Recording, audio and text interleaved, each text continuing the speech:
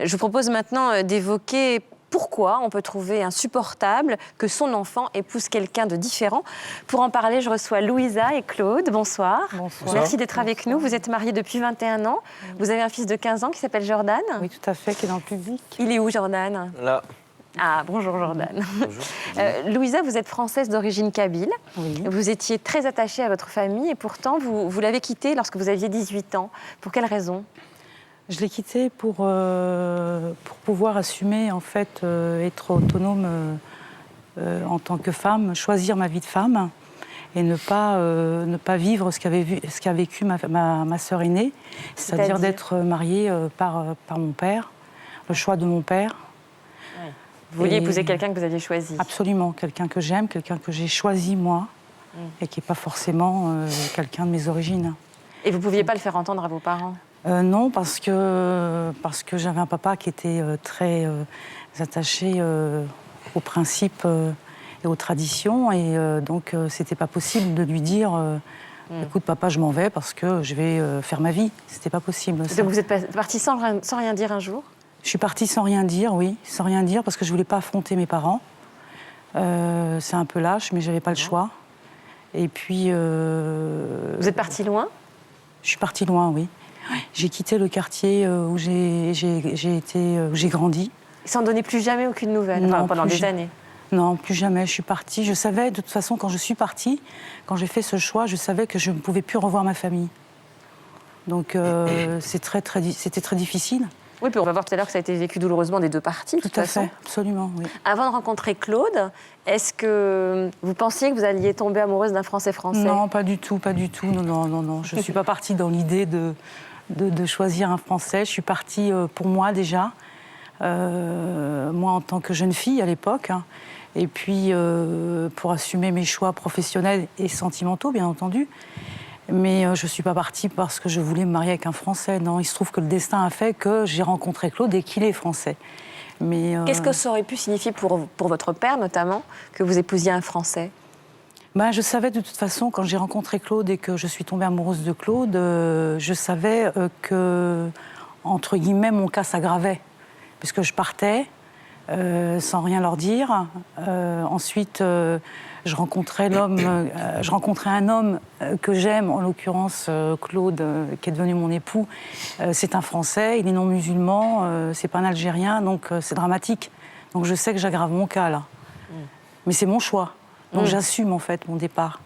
Claude, vous, quand vous avez rencontré Louisa, est-ce que vous vous doutiez que vous alliez vous heurter vous aussi à un certain racisme familial? Disons que ma famille, donc ce sont des gens de l'Est, du côté de l'Alsace, les Vosges. Donc ce sont bon, c'est une région qui n'est pas forcément très encline pour, rentrer en communication avec des personnes méditerranéennes, d'une manière générale, hein, les gens de l'Est. Bien sûr, il y a des exceptions. Non, au départ, je n'ai pas été très conscient de tout ça. C'est après que les choses se sont... c'est-à-dire que j'ai senti après le poids de la famille. C'est-à-dire, comment Louisa a-t-elle été accueillie dans votre famille? Alors, elle a été accueillie fraîchement, mais pas fraîchement, c'est-à-dire, bon, ils l'ont accueillie par respect pour moi. Bon, mes parents n'étaient plus de ce monde, déjà. Ni mon père, ni ma mère. Mais mes frères et sœurs, on est une famille de 6 enfants, ils l'ont accueillie, bon, par respect pour moi, correctement, bien, mais on ne sentait pas qu'il y avait un grand enthousiasme quand même, quoi. Ils étaient un peu surpris. Il y a des choses qui ont été dites, Louisa? Oui, notamment lorsque l'on a préparé donc, le mariage, il y a une belle-sœur qui n'est pas venue. Voilà. Ouais, et donc, quand elle n'est pas venue, j'ai tout à fait compris qu'en fait, elle n'était absolument pas d'accord pour ce mariage, quoi. Ça, c'est une chose. Et puis la deuxième chose, ce que j'ai souffert dans la famille de Claude, c'est que j'ai une belle-sœur qui m'a quand même insultée, quoi. Et c'est, voilà... Mais ça avait rapport avec vos origines? Le côté péjoratif quand on appelle les Arabes, quoi. Oui, tout à fait, absolument. Oui. Mais vous n'aviez plus de famille puisque vous l'aviez quitté. Comment vous avez vécu ce rejet de la famille de Claude? Ce rejet, je l'ai très mal vécu parce que j'étais en rupture avec ma famille. Et donc, quand on aime un homme, on accepte aussi sa famille. Et pour moi, c'était en quelque sorte une famille d'adoption. Puis en fait, ça ne s'est pas tout à fait passé comme je l'avais rêvé. Mais la seule personne qui m'a... C'est assez extraordinaire, c'est la seule personne qui m'a ouvert sa porte tout de suite, sans me rejeter, sans me faire d'allusion, parce que le racisme, c'est aussi des agissements Comme quoi? Des comportements. C'est pas forcément vous insulter ou vous tenir des propos des... Et en l'occurrence, là, pour rendre hommage au grand-père de Claude, le grand-père de Claude m'a ouvert tout de suite sa porte. Il était très heureux que l'on se... Quand on lui a pris notre vue de nous marier, il était très content. Et il a vraiment... Ce qui veut dire que c'est pas des fois, c'est pas un problème de génération. Non. Parce que je c'est un monsieur pensais... qui avait plus de 80, qui avait 85 justement, ans. j'appréhendais justement cette rencontre parce que je me suis dit peut-être que lui, il ne va pas accepter et je comprendrais parce qu'il aurait peut-être du mal. Parce que chez les Vosgiens, il n'y a pas tellement de mélange, il n'y a pas tellement d'étrangers. Et en fait, lui, il m'a ouvert tout de suite sa porte, il a été agréable. Justement, la naissance de votre fils, de Jordan, vous avez eu besoin de signifier symboliquement vos racines. Oui, absolument, parce que cette rupture, j'étais toujours en rupture, bien sûr, avec ma famille, quand j'étais enceinte. Et voilà, c'était une façon pour moi. J'ai souhaité d'abord qu'il porte en deuxième prénom le prénom de mon père. Et ensuite faire la circoncision. Donc c'est une fête, mais en même temps, c'est vrai que ça fait partie de mes origines. Et là, Claude, il n'y a pas eu de problème pour que votre fils soit circoncis? Non, pas du tout. D'abord, quand j'ai déclaré à la mairie de Versailles, Louisa a tenu à lui donner les 3 prénoms, comme nous. Alors, il s'appelle comment? Jordan, Ahmed. Mohamed. Ahmed, Ouais, quand même. Et Raymond. Donc, quand je suis allé à la mairie de Versailles, ils ont eu un petit temps d'arrêt. Et ils ont eu un petit temps d'arrêt. J'ai confirmé, donc, Jordan, Mohamed, Raymond. Bon, Ahmed. Pas de problème. le reprend sur la prononciation. Oui, non, c'est Ahmed, c'est pas moi. Ahmed, ça veut dire Raymond en arabe. Alors. C'est le prénom de mon père, c'est Ahmed, c'est pas... Non, ça m'a pas posé de difficulté. Après, il y a eu la circoncision. Par contre, ils ont eu un temps d'arrêt, c'est vrai, la déclaration à Versailles. Vous pouvez répéter? Jordan, Hamed et Raymond? Non, Oui. Ahmed. Ah, excusez-moi. Et la circoncision, ça ne vous a pas posé problème? Non. Non. Non, ça ne m'a pas posé de problème particulier. Non, c'est-à-dire que moi, je suis parti du principe suivant quand même, que j'ai senti quand même, au bout d'un certain 6 mois, 1 an, elle me parlait beaucoup de sa famille, de tous c'était assez lourd quand même pour Louisa. Donc je me suis dit, il faut que j'accepte quand même, que je lâche un certain nombre de choses, telles que la circoncision, telles que le prénom. C'était une manière pour moi de compenser quelque part, mais c'était facile, je veux dire. Ça n'a jamais été. Jamais un cas de conscience. Vous voyez, Mais vous pensiez souvent à votre famille? Oui, bien sûr. Tous les jours? Bien sûr, tout le temps. D'ailleurs, Claude peut en est témoin. On parlait tout le temps. Mais pourquoi vous ne les appeliez pas? Bien parce que si vous voulez, dans mon histoire, c'est que je pars à 18 ans, sans rien dire à personne. En 81, en 86, je rencontre Claude, c'est un Français. J'ajoute en plus, c'est que je souhaite me marier devant Dieu. Donc je me marie à l'église. Ah, vous êtes mariée à l'église? Donc ça le fait pas, quoi. Donc je me dis non, je vais pas leur faire encore plus de mal. J'aurais aimé. C'était pour les préserver que vous les aviez pas appelés? Oui. Mais j'avais ce besoin viscéral de me marier devant Dieu. C'était un jour important. J'avais pas ma famille, il n'y avait pas les parents de Claude. Je suis très croyante. Et pour moi, de me marier devant Dieu, alors on m'a dit oui, mais tu n'es pas baptisée, tu n'es pas catholique. Ça a même révolté certaines personnes que je puisse me marier à l'église. Et puis on m'a demandé de faire un courrier de motivation auprès de l'archevêché de Paris. Il a répondu. Oui, il m'a répondu, il m'a donné sa bénédiction. C'est bien. Puis voilà, non mais j'étais heureuse, moi, parce que c'est ce que je voulais. Mais le jour de votre mariage, même Oui. si c'était à l'église, votre papa vous a pas manqué? Mais si, il y a une photo d'ailleurs qui a été prise à mon insu et qui est pile. À ce moment-là, je pensais à mes parents. Et c'était quand même un mariage heureux ce jour-là? Ah oui. Ah oui. J'ai eu un mariage. il y avait toutes les nationalités. C'était cosmopolite, notre mariage. Mais c'était... si, j'ai eu un mariage, j'en souhaite à toutes les femmes d'avoir ce mariage. J'ai eu un mariage vraiment très heureux. Comment avez-vous renoué les relations avec votre famille? Alors, ce qui s'est passé, c'est que quand je suis partie, j'avais 2 petites sœurs. J'avais Sadia, qui avait quand je suis partie de la maison, elle avait 2 ans. Et puis Baya, qui venait de naître. Donc, quand Vous n'avez jamais connu, quasiment? Quasiment. Mais c'est elle qu'on cherchait à me retrouver. Parce qu'en fait, c'était tabou de parler de moi à la maison. Et puis, elles avaient entendu dire qu'elles avaient une sœur qui s'appelait Louisa et qui était partie et qu'elles voulaient la revoir. Et vous ont retrouvés? Donc, elles ont cherché après moi, et moi j'ai accepté de les rencontrer. Et puis ensuite, ça a fait boule de neige. Mais C'est-à-dire qu'elles en ont Les parlé parents aux ne le autres savaient sœurs. pas. Oui, c'est ça.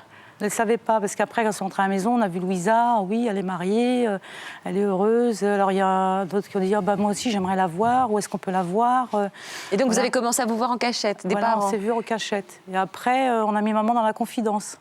Ah, elle a dit quoi, maman? Maman l'a accepté. On s'est vus chez une de mes sœurs, Fatima. Donc, c'était chez votre sœur que vous voyiez Oui, en cachette. absolument. Sans moi.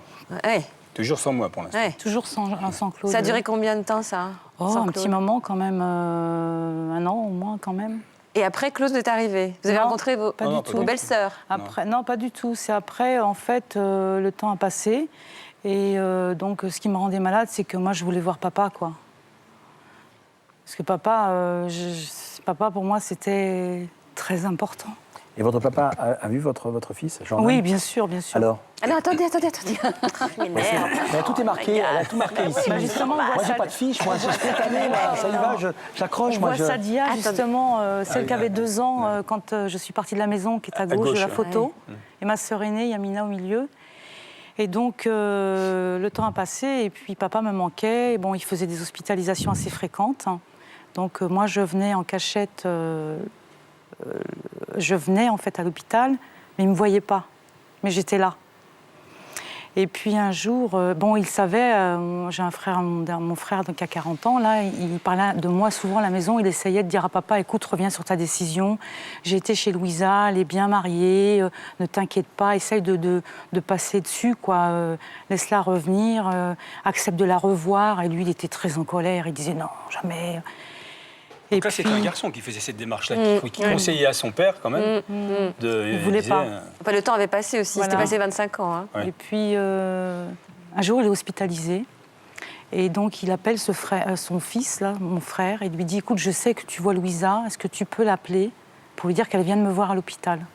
Et moi, on m'appelle pour me dire ça. J'étais à 2 doigts de me trouver mal, je dis c'est pas possible. Il m'a dit si, papa il te demande, mais t'es sûre et tout. Il m'a dit si, c'est toi qui demandes. Donc j'ai pris ma sœur aînée, parce que chez nous j'ai pris ma sœur aînée pour qu'elle soit témoin de ce moment-là. Et donc je suis allée à l'hôpital. Et là ça a été très très dur. Parce qu'il était déjà malade. Déjà, c'était un monsieur qui était déjà pas en bonne santé. C'était plus le papa que j'avais laissé déjà. Voilà, donc, oui, c'est ça. Qu'est-ce qu'il vous a dit, Louisa? Donc il m'a regardée et il m'a dit... Des fois, vous savez, il y a des silences qui valent des grands discours. Et puis, il m'a dit en kabyle, ça va? J'ai dit oui, ça va. Si tu me reconnais, il me dit bien sûr, comment on ne reconnaît pas son enfant? Il me dit, et ton mari, il est gentil et tout ça. Je dis oui, papa, t'inquiète pas. Je dis, je suis bien mariée. Il m'a regardée, il m'a dit, il me dit, tu sais, je t'ai pardonné. C'est maham, ça veut dire en kabyle, je t'ai pardonné, c'est très important. C'était le plus beau cadeau que j'espérais plus. Et il m'a dit, c'est la vie, c'est comme ça. Après l'hôpital, après qu'il vous ait dit Donc il m'a je te demandé pardonne. de lui promettre de venir à la maison, parce que je lui ai dit que j'avais un garçon. Et donc il m'a dit, je lui ai dit bien sûr que je viendrais. Mais c'était tabou, on ne parlait pas de Claude. Pendant des mois? Vous n'avez pas parlé de Claude? Pendant 2 années au moins. Pendant près de 2 ans, oui. Donc comme j'ai ma sœur aînée qui habite tabou. proche de mes parents, quand on allait voir papa, avec Jordan, papa et maman, eh bien, il restait chez ma sœur aînée. Et on ne parlait pas de Claude? Il n'y avait pas de questions Il sur savait Claude? que j'étais mariée, Ouais. etc., mais on n'en parlait pas. C'est sa Mon sœur père aînée me- qui était à 200 mètres du logement. Et donc un jour, parents, des parents. Jordan avait 7 ans. Et je lui dis, Djedé, parce que Djedé, ça veut dire grand-père chez nous en kabyle, est-ce que je peux te demander quelque chose? Alors mon père lui dit, bien sûr, qu'est-ce que tu veux, dis-moi. Il lui dit, est-ce que papa peut venir à la maison?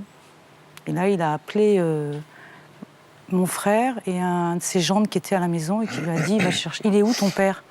Il lui a dit, il est chez Tata Yamina. Il lui a dit, va chercher le père de Jordan. Et c'est comme ça qu'il... Alors moi, j'étais terrorisée quand il a... Qu'est-ce que vous avez fait? Je me suis sauvée dans la cuisine déjà. Je me suis sauvée dans la cuisine parce que je suis partie, j'étais jeune fille. Là, papa me voit avec un... Enfin, c'est drôle. Voilà quoi. Et qu'est-ce Mon qui père, s'est- je n'osais pas le regarder en face. Hein. Et qu'est-ce qui s'est passé? Et je me suis sauvée dans la cuisine. Après, il m'a appelé, il m'a dit, Louisa, viens voir. Alors je lui ai dit, oui, papa, j'arrive. Il me dit, assieds-toi à côté de moi. Moi, j'ai dit, d'accord. Après, lui, je l'ai vu arriver. Ça vous a fait quoi? Il m'a dit, va chercher une chaise à ton mari. J'ai été chercher une chaise à Claude. Il a assis en fait son gendre en face de lui, parce qu'il était assis sur le canapé. Puis il m'a dit, toi, tu t'assieds là. C'est Camille, ça. Puis ils sont partis à parler, etc. Et puis jusqu'à 4 h du matin, ils se sont pas Vous avez quittés. parlé jusqu'à 4 h du matin? Ah oui, Bah, d'ailleurs, c'est-à-dire que moi, quand je suis arrivé, déjà, faut dire quand même qu'à travers les propos de Louisa et tout ça, je me représentais un homme rigide, sévère, voire austère, pas facile, quoi. Donc, alors, on m'avait dit, quand tu rentreras, bon, bah, tu l'embrasses sur le front, parce que chez nous, c'est la tradition. Moi, j'ai pas de problème, moi, ça me dérange pas, si c'est la tradition, je le fais. Donc, j'ai sonné et j'ai vu en fait un monsieur âgé et malade. Et donc, je l'ai embrassé sur le front, il m'a accueilli, et puis je me suis assis à côté de lui sur la banquette, et on a discuté, mais un accueil simple, chaleureux, vraiment, qui venait du cœur. Comme Quoi, si hein, c'était t'as rien à toujours dire, connu, hein, quoi. ouais. C'est ça qui est fou. Toutes vos sœurs ont épousé un Algérien?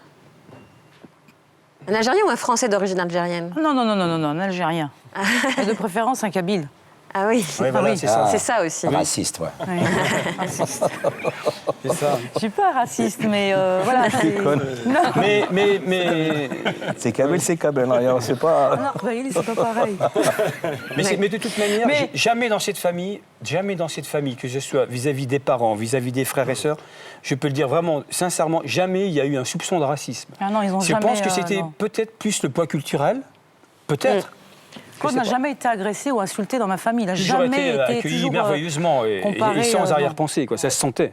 Merci beaucoup, Louisa et Claude, pour votre témoignage. Bon, en tout cas, Jordan, c'est sûr que tu es l'enfant de l'amour. Hein. Il n'y a pas de doute là-dessus.